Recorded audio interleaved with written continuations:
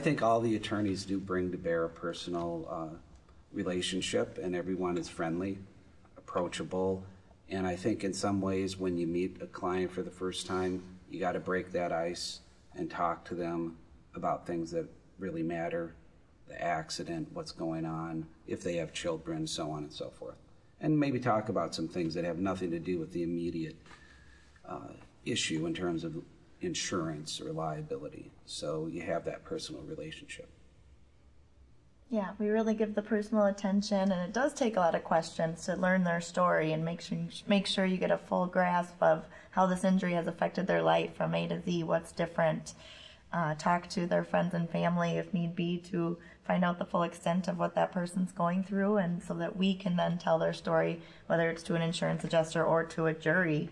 And then it's really important to be able to relay what the client is going through, and that's where we really take on the personal attention, the meeting clients at their home and getting the full story so that we can share it and get the best recovery possible for the client. Over the years, we've been in a lot of living rooms throughout Minnesota, visiting with a lot of people, and I've always found that that's such an advantage to get in somebody's home and to learn what their life is about. It's really an important part of telling the story and how an accident or an injury has changed their lives. Yeah, just to sit in the living room and look at the pictures that they have on display, or looking through a photo album with the family if they've lost a loved one. You just can't replace the value of doing that with a family. Also, for car accidents in particular, the insurance is explained in detail, and we have a client handbook that we can give them, which also summarizes the main points of how no-fault works and liability insurance. So they get an overview of that, and a lot of people don't understand how it all works. So I find that they really appreciate having an attorney explain how the insurance is going to work and the process of the case and kind of the end game and how long it's going to take.